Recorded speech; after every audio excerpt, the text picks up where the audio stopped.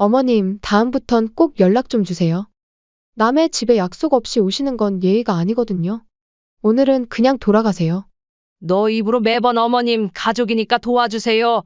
어머님 가족인데 이 정도는 당연하죠 하지 않았니? 그런데 지금은 남의 집이라고? 내가 필요할 땐 가족이고 불편하면 남이야? 세상 참 편하게 사는구나. 달면 삼키고 쓰면 뱉고. 저희는 그런 뜻이 아니었어요. 어머님이 오해하시는 거예요. 솔직히 어머님도 북적북적하니 좋으셨으면서 이제 와서 왜 그러세요? 그리고 아무리 그래도 어머님도 미리 연락 정도는 하는 게 순서가 맞죠. 미리 연락? 너는 지금까지 내 집에 올 때 단 한 번이라도 미리 연락한 것처럼 말하는구나. 매번 불쑥불쑥 찾아와서 손주 봐달라며 애 던져놓고 나갔으면서 너는 나를 가족으로 생각한 게 아니라 애 맡기는 어린이집 정도로 생각했구나. 아니, 제 말은 아무리 제가 며느리여도 가족이 될 수는 없는 거잖아요. 요즘은 며느리도 백년 손님이에요. 손주는 할머니니까 당연히 봐주셔야 하는 거고요. 어머님이 이렇게 찾아오시는 거랑은 다르죠. 너 말이 맞아. 우리는 남이야. 남이니까 너의 소원대로 이제 어머님 안 할게. 네? 그리고 너희도 날 그렇게 부르지 말거라. 남인데 왜 어머님이라고 불러? 깔끔하게 남처럼 지내자고. 이번 사연의 주인공은 66세 정혜심 씨입니다. 경남 진주시 평거동 조그마한 빌라 2층에서 혜심 씨는 조용한 일상을 보내고 있었습니다. 남편과 사별한 지 벌써 8년이 훌쩍 넘었죠. 40년 가까이 남편과 자식들 뒷바라지하고 키우느라 정신없이 살았던 혜심 씨에게 이 고요한 시간은 생전 처음 맛보는 평온이었습니다. 아침에 일어나 창문을 열고 마당에 심은 들깨 잎사귀에 물을 주고 오후에는 동네 친구들과 평상에 앉아 이런저런 이야기를 나누는 것, 그게 평온한 일상의 전부였죠. 이제야 좀 살 것 같네. 혜심 씨는 그렇게 중얼거리며 하루하루를 보냈습니다.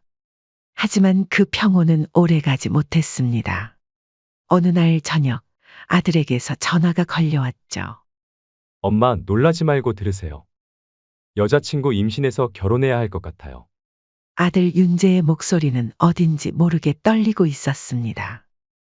혜심 씨는 순간 말문이 막혔습니다. 34살이 된 아들이 아직 변변한 직장도 없이 이런 소식을 전해오다니요. 임신이라고? 몇 달 됐는데? 4개월 정도. 엄마, 죄송해요. 계획에 없던 일이었어. 전화기 너머로 들려오는 아들의 한숨 소리가 혜심 씨의 가슴을 무겁게 눌렀습니다. 며칠 후 아들이 여자친구를 데리고 왔습니다. 서민경이라는 32살 여자였는데 첫인상은 나쁘지 않았습니다. 어머님, 안녕하세요. 이렇게 찾아뵙게 되어서 죄송합니다. 며느리가 될 민경이의 말투는 정중했고 고개를 깊이 숙이며 인사하는 모습도 예의 바른 것 같았죠. 괜찮다, 괜찮아. 앉아봐. 너도 많이 놀랬겠구나. 그래 둘이서 서로 좋아하기만 한다면 어떻게든 잘 이겨낼 수 있을 거다. 그리고 윤재야, 너도 이제 곧 가장이 되는 거니까 방황은 그만하고 책임감을 가져야지. 혜심 씨는 얼른 방석을 내오며 민경이를 살펴봤습니다. 배가 조금 나온 것이 확실히 임신한 게 맞는 것 같았고 얼굴도 수척해 보였습니다. 입덧이 심해서 많이 힘들었어요. 윤재 오빠가 어머니 얘기를 많이 해줘서 꼭 한번 뵙고 싶었거든요. 민경이는 수줍게 웃으며 말했습니다. 그 모습을 보니 혜심 씨의 마음이 좀 누그러졌습니다. 아들이 철없이 굴긴 했지만 며느리도 갑작스레 생긴 아이를 키울 생각하면 얼마나 막막하겠어요. 그래도 아이가 생겼으니까 축하할 일이지. 몸조리 잘해야 해. 네, 감사합니다. 정말로. 민경이의 눈가에 살짝 눈물이 맺혔습니다. 혜심 씨는 그 순간 마음을 먹었습니다. 내 아들이 철이 없으니까 잘 챙겨줘야겠다. 그게 혜심 씨가 며느리에게 품은 첫 마음이었습니다. 결혼식은 간소하게 치렀습니다. 혜심 씨는 자신이 모아둔 적금을 털어 예식장 비용을 댔고 신혼집도 전세로 얻어줬죠. 엄마, 죄송해요. 나중에 꼭 갚을게요. 됐다, 됐어. 내가 잘 살면 그게 효도야. 아들 부부는 해심시내에서 걸어서 10분 거리에 있는 연립주택으로 이사했습니다. 그리고 몇 달 후 손자가 태어났죠. 혜심 씨는 그날을 잊을 수가 없었습니다. 어머님, 우리 아들이에요. 잘생겼죠? 병원에서 연락이 왔을 때 혜심 씨는 너무 기뻐서 눈물이 날 뻔했습니다. 첫 손주였으니까요. 그래, 우리 민수가 태어났구나. 혜심 씨는 곧바로 미역국을 끓이고 간병 준비를 했습니다. 하지만 며느리는 산후조리원에 가겠다고 했죠. 어머님, 요즘엔 다들 산후조리원에서 하더라고요. 제가 워낙 몸이 약해서. 혜심 씨는 이해했습니다. 하지만 산후조리원 비용도 결국 혜심 씨가 부담하게 되었죠. 민경이가 산후조리원에서 나온 후에도 한동안은 조용했습니다. 가끔 손주 사진을 카톡으로 보내주면서 안부를 묻는 정도였죠. 하지만 민수가 생후 3개월이 되던 어느 날이었습니다. 혜심 씨가 저녁 준비를 하고 있는데 초인종이 울렸어요. 어머님, 저예요. 문을 열어보니 며느리가 민수를 안고 서 있었습니다. 어머, 민경아?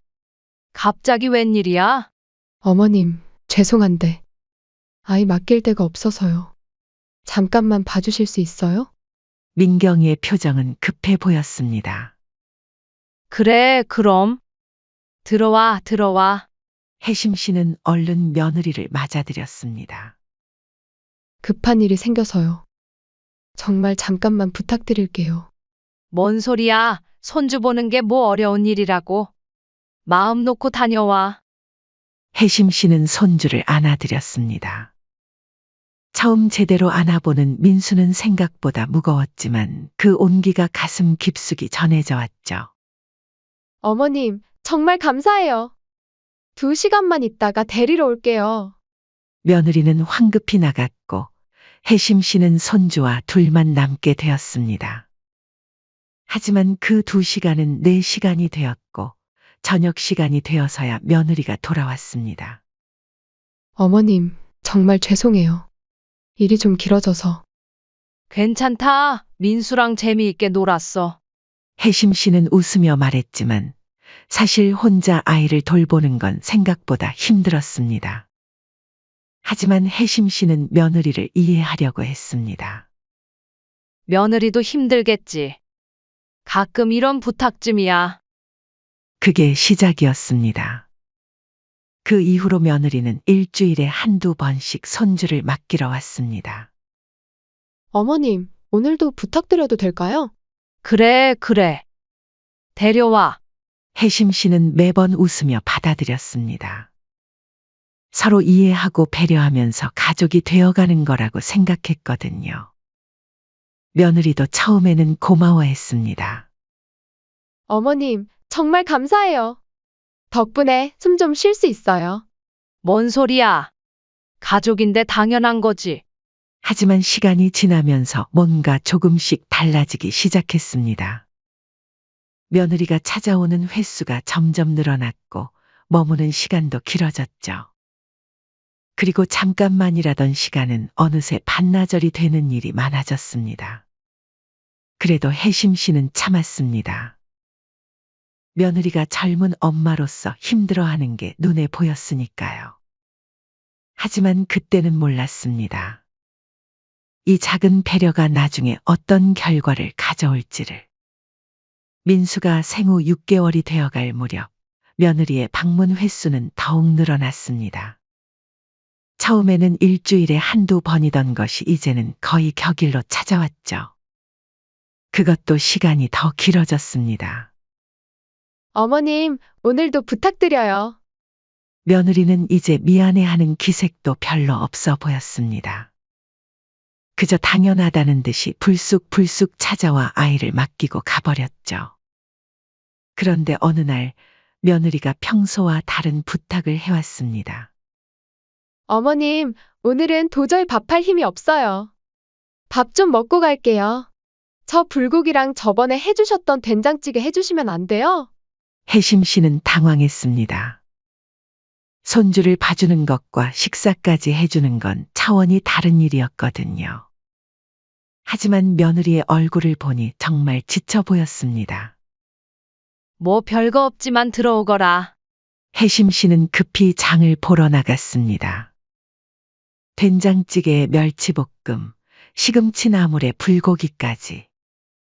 급하게 장을 보고 와서 음식을 준비하는 일이 쉽지는 않았지만 며느리가 힘들어하는 것 같으니 그러려니 했죠. 어머님, 맛있어요. 역시 어머님이 해주시는 게 최고예요. 며느리는 맛있게 먹으며 칭찬을 아끼지 않았습니다. 하지만 밥을 다 먹고 난 후에도 설거지는 하지 않았습니다. 어머님, 민수가 자니까 저도 좀 쉬어도 될까요? 그러더니 거실 소파에 눕더니 스마트폰만 만지작거렸습니다. 어머니, 물 좀 갖다 주세요. 감사해요. 혜심 씨는 며느리의 심부름꾼이 된 것 같았습니다. 설거지는 혜심 씨가 다 하고 며느리는 소파에서 휴대폰만 보고 있었죠. 처음에 한두 번쯤이야 이해해 주려 했지만 갈수록 이런 일이 점점 잦아져 점점 인내심이 바닥이 나고 있었죠. 일주일에 두세 번씩 며느리가 아이를 데리고 와서 밥을 해달라고 했고 혜심 씨는 그때마다 장을 보고 요리를 해주었습니다. 물론 그럴 때마다 안 된다 애기했지만 며느리 특유의 넉살로 막무가내로 들어와 마치 자기 집이냥 편하게 쉬고 갔습니다. 예전에는 넉살 좋다 생각한 며느리의 성격이 이렇게 단점이 될 줄은 몰랐죠. 그런데 어느 날 이상한 일이 생겼습니다.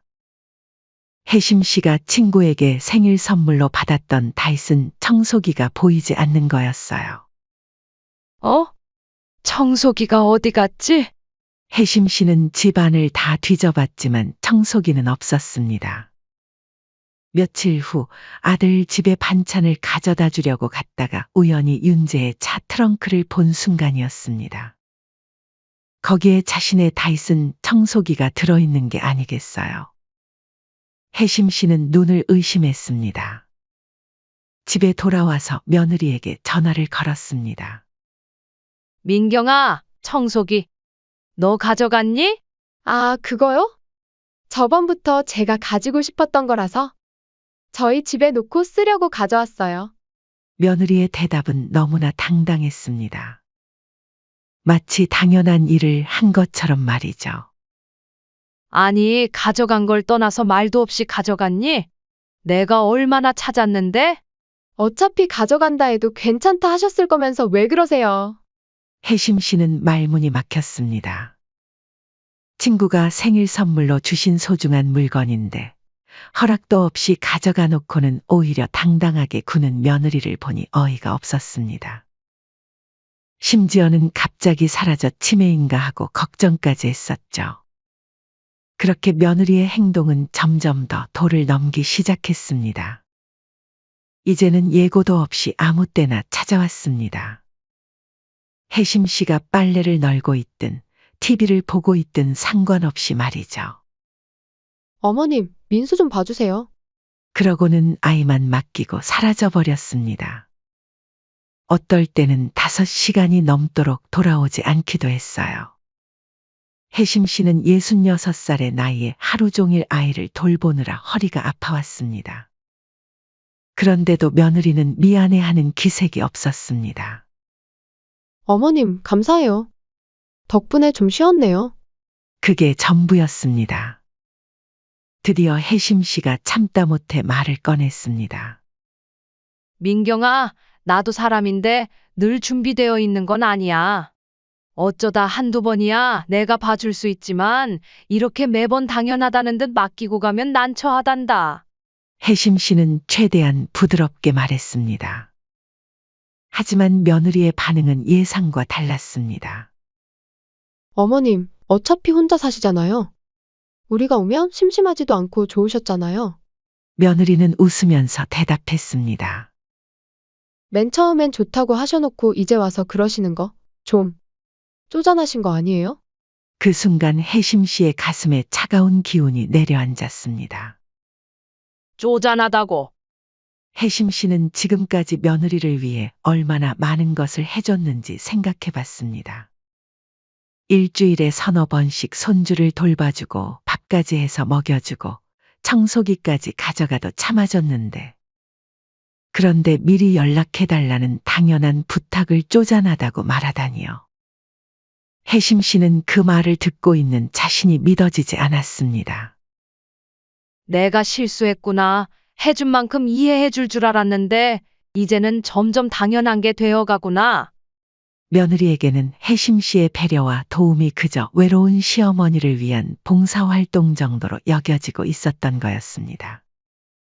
고마움은커녕 오히려 자신들이 해준 거라는 식으로 말하는 며느리를 보니 혜심 씨는 깊은 배신감을 느꼈습니다. 그날 밤 혜심 씨는 잠을 이룰 수 없었습니다. 며느리의 말이 계속 머릿속에 맴돌았거든요. 혜심 씨는 자신이 지금까지 뭘 하고 있었는지 혼란스러웠습니다. 며칠 후 아들에게서 전화가 걸려왔습니다. 엄마, 이번에 반찬 좀 해서 집에 가져다 줄 수 있어요? 혜심 씨는 한숨을 쉬었습니다. 너네가 좀 해서 먹을 순 없겠니? 언제까지 엄마한테 의지할래? 아들이고 며느리고 맨날 부탁만 하는구나. 저희가 해 먹을 수 있긴 한데 엄마가 해주시는 게 더 맛있단 말이에요.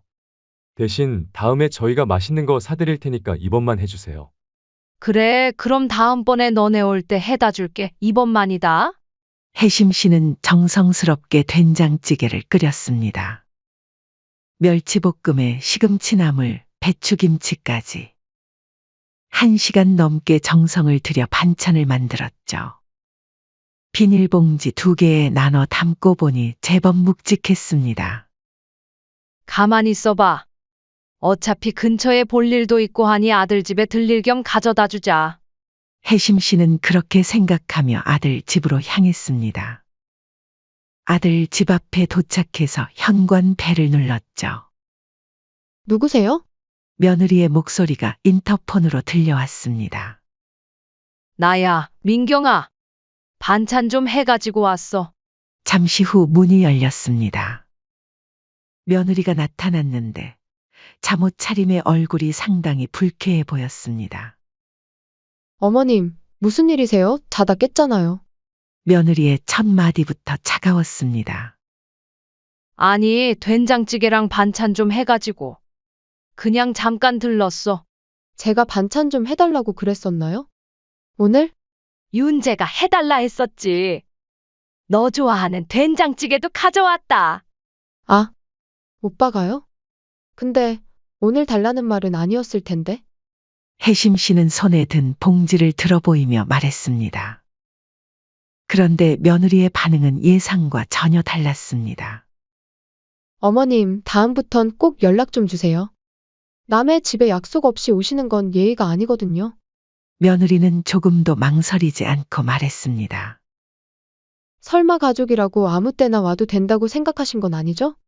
그리고는 반찬 봉지도 받지 않은 채 문을 닫으려고 했습니다. 그 순간 혜심 씨의 머릿속이 하얗게 변했습니다. 남의 집이라고? 가족이라고? 손에 든 반찬 봉지가 갑자기 납덩이처럼 무겁게 느껴졌습니다. 혜심 씨는 순간 깨달았습니다. 자신은 며느리에게 필요할 때만 어머님이고 불편할 때는 남이었던 거죠.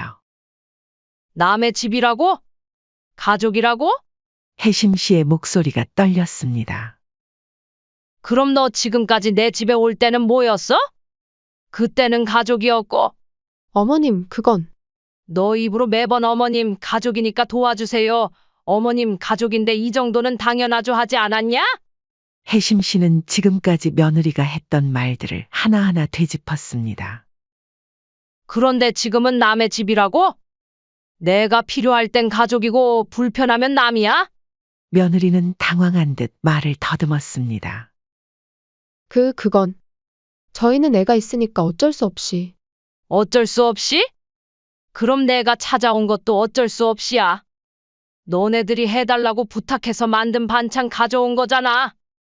혜심 씨는 계속해서 몰아붙였습니다. 그런데 왜 나만 예의 없는 사람이 되는 거야? 왜 나만 남이 되는 거야? 저희는 그런 뜻이 아니었어요. 어머님이 오해하시는 거예요. 오해라고. 혜심 씨는 허탈한 웃음을 터뜨렸습니다. 그럼 지금 내 앞에서 남의 집이라고 한 건 오해니? 가족이라고 아무 때나 와도 된다고 생각하냐고 한 것도 오해야? 그건 아무리 그래도 어머님도 미리 연락 정도는 하는 게 순서가 맞죠. 미리 연락? 너는 지금까지 내 집에 올 때 단 한 번이라도 미리 연락했니? 하루에도 몇 번씩 벨 누르고 들어와서 어머님 급해요. 어머님 부탁해요. 하지 않았어? 며느리는 말문이 막혔습니다. 그제서야 자신의 모순을 깨달은 듯했죠. 그건 급한 일이 있을 때라서 그렇죠. 지금이랑 상황이 다르잖아요. 급한 일? 혜심 씨는 이제 완전히 폭발했습니다. 매일같이 급한 일이 있었다는 거야? 너는 필요할 때만 나를 가족으로 부르고 불편하면 남으로 취급하는구나. 나 도저히 못 참겠다. 못 참겠으면 어쩌시게요? 어머님, 저희는 항상 감사하게 생각했어요. 하지만 그렇다고 해서 예의를 지키지 않아도 되는 건 아니잖아요. 예의? 혜심 씨는 기가 막혔습니다. 그럼 지금까지 너는 나한테 예의를 지켰다는 거니? 예고도 없이 와서 하루 종일 애 맡기고 밥 해달라 하고 설거지도 안 하고. 사람이 염치가 있어야지. 그건 어머님이 싫다고 안 하셨잖아요. 싫다고 못했을 뿐이야. 가족이니까 참았던 거라고. 혜심 씨의 목소리가 점점 커졌습니다. 그런데 너는 나를 가족으로 생각한 게 아니라 애 맡기는 어린이집 정도로 생각했구나. 그 순간 혜심 씨는 모든 것이 명확해졌습니다. 며느리에게 자신은 그냥 편리한 도구였던 거죠. 필요할 때는 가족이라는 이름으로 이용하고 불편할 때는 남이라며 밀어내는. 혜심 씨는 숨을 크게 들이쉬었습니다. 그리고 아주 차갑고 단단한 목소리로 말했습니다. 그래, 알겠다. 남이면 남이지. 네? 너 말이 맞아. 우리는 남이야. 남이니까 너의 소원대로 이제 어머님 안 할게. 혜심 씨는 며느리를 똑바로 바라보며 말했습니다. 그리고 너희도 날 그렇게 부르지 말거라. 남인데 왜 어머님이라고 불러? 네? 오늘 이후로 나는 이제 어머님 안 할게. 그리고 너희도 날 그렇게 부르지 마. 며느리는 멍한 표정으로 혜심 씨를 바라봤습니다. 어머님, 설마. 혜심 씨는 손에 들고 있던 반찬 봉지를 바닥에 내려놓았습니다. 이게 마지막이야. 더 이상은 없어. 그리고는 돌아서서 걸어가기 시작했습니다. 어머님, 잠깐만요. 어머님, 뒤에서 며느리가 부르는 소리가 들렸지만 혜심 씨는 돌아보지 않았습니다. 복도를 걸어가면서 혜심 씨는 가슴이 뛰는 것을 느꼈습니다. 무서웠지만 동시에 시원했습니다. 그동안 참고 참았던 말들을 다 쏟아낸 것 같았거든요. 아들 집 현관문이 쿵 하고 닫히는 소리가 복도에 울렸습니다. 그 소리가 혜심 씨의 마음속에서도 한 번 더 울렸습니다. 이제 정말 끝이었습니다. 하지만 며칠 후 그날의 일은 잊은 건지 벨이 울렸습니다. 혜심 씨는 인터폰으로 받습니다. 며느리가 손자 민수를 유모차에 태우고 뻔뻔하게 서 있었죠. 어머님, 애 좀만 봐주세요. 저 급하게 나갈 데가 있어서요. 익숙한 목소리, 익숙한 부탁이었습니다. 하지만 이번에는 달랐습니다. 혜심 씨는 인터폰을 누르지도 않았습니다. 그냥 조용히 앉아서 차를 우렸죠. 어머님, 계시죠? 어머님, 벨이 계속 울렸지만 혜심 씨는 움직이지 않았습니다. 10분, 20분이 지나자 며느리의 목소리가 점점 초조해졌습니다. 어머님, 정말 급해요. 제발 문 좀 열어주세요. 누구신데 애를 맡기겠다는 거예요? 저번 일 아직도 꿍에 있으신 거예요? 그때는 제가 잘못했어요, 어머니. 이번에는 좀 급한 약속이 있어서 부탁드려요. 미안한데 미리 약속 잡지 않고 왔으니 그만 돌아가 주세요, 며느님. 그렇게 며느리는 30분 넘게 문 앞에서 서성이다가 결국 포기하고 돌아갔습니다. 그 모습을 지켜보던 혜심 씨는 처음으로 후련한 마음을 느꼈습니다. 이제야 좀 속이 시원하네. 그 다음 날 아들에게서 전화가 걸려왔습니다. 엄마, 어제 민경이가 갔는데 왜 문을 안 열어줬어요? 응, 안 열어줬어. 혜심 씨의 대답은 단호했습니다. 뭔 소리예요? 손주인데. 손주는 무슨? 너네들 편하려고 맡기고 가는 거면서. 엄마, 그게 무슨 말이에요, 서운하게. 그래도 가족인데. 가족? 혜심 씨는 쓴웃음을 지었습니다. 너 아내가 뭐라고 했는지 아니? 우리는 남이래. 남의 집에 함부로 오는 거 예의 아니라고 하더라. 그건 민경이가 잘못 말한 거고. 잘못 말한 게 아니야. 진심이었어. 혜심 씨는 침착하게 말했습니다. 그러니까 이제부터는 정말 남처럼 지내자. 미리 약속 잡고 서로 예의 지켜가면서. 엄마, 그리고 윤재야, 너도 이제 아빠잖아. 내 아내와 아이는 내가 책임져. 엄마한테 맡기지 말고. 아들은 한동안 말이 없었습니다. 알겠어요, 엄마. 전화를 끊고 나서 혜심 씨는 깊은 숨을 쉬었습니다. 서운하긴 했지만 동시에 홀가분했습니다. 한 달이 지나자 혜심 씨의 일상은 완전히 달라졌습니다. 아침에 일어나 여유롭게 아침을 먹고 오후에는 동네 친구들과 수다를 떨고 저녁에는 혼자 조용히 TV를 보는 시간. 예전에는 언제 며느리가 배를 누를지 몰라서 항상 긴장하고 있었는데 이제는 그런 걱정이 없었습니다. 이게 진짜 내 시간이구나. 혜심 씨는 그렇게 중얼거리며 웃었습니다. 그런데 2달이 지난 어느 날 아들이 며느리와 함께 찾아왔습니다. 미리 전화를 해서 약속을 잡고 온 거였죠. 어머니, 안녕하세요. 며느리는 깍듯하게 인사했습니다. 예전과는 완전히 다른 모습이었어요. 그동안 정말 죄송했습니다. 며느리는 고개를 깊이 숙이며 말했습니다. 어머님께 너무 많은 걸 당연하게 여겼어요. 그리고 예의도 지키지 못했고요. 혜심 씨는 놀랐습니다. 이런 사과를 들을 줄은 몰랐거든요. 어머님이 해주신 모든 것들이 얼마나 소중한 것인지 이제야 깨달았어요. 정말 감사했는데 그걸 표현하지 못해서 죄송합니다. 며느리의 목소리에는 진심이 담겨 있었습니다. 앞으로는 절대 그런 식으로 부탁드리지 않을게요. 미리 말씀드리고 어머님이 괜찮으실 때만, 그것도 가끔씩만요. 혜심 씨는 며느리의 변화에 조금 놀랐지만 여전히 조심스러웠습니다. 그래, 알겠어. 서로 예의 지켜가면서 지내자. 그날 이후 며느리는 정말 달라졌습니다. 한 달에 한두 번 미리 전화로 약속을 잡고 와서 짧게 인사하고 가는 정도였어요. 아이를 봐달라고 부탁하지도 않았고 밥을 해달라고 하지도 않았습니다. 혜심 씨는 그런 며느리의 모습을 보며 조금씩 마음을 열기 시작했습니다. 반년이 지났습니다. 이제 혜심 씨와 며느리의 관계는 완전히 새로워졌습니다. 며느리는 정말 예의를 지켜가며 지냈고 혜심 씨도 가끔씩은 손주를 보는 걸 허락해줬습니다. 하지만 예전과는 달랐어요.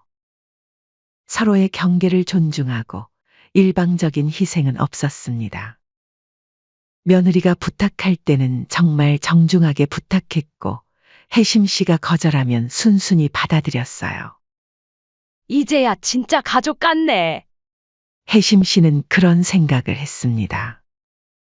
일방적으로 베풀고 당하는 관계가 아니라 서로 존중하는 관계. 그게 진짜 가족이었던 거죠. 어느 화창한 봄날, 혜심 씨는 마당에 심어둔 들깨 잎사귀에 물을 주고 있었습니다. 햇빛이 따스하게 내리쬐고 새들이 지저귀는 소리가 들려왔습니다. 문득 며느리와 민수가 약속대로 찾아올 시간이었습니다. 벨이 울리자 혜심 씨는 자연스럽게 문을 열어줬어요. 어머님, 안녕하세요. 며느리는 여전히 정중하게 인사했습니다. 민수야, 할머니한테 인사해. 이제 두 돌이 다 된 민수가 혜심 씨를 보고 웃으며 달려왔습니다. 혜심 씨는 손주를 안아드리며 미소를 지었습니다. 이제는 부담스럽지 않았어요.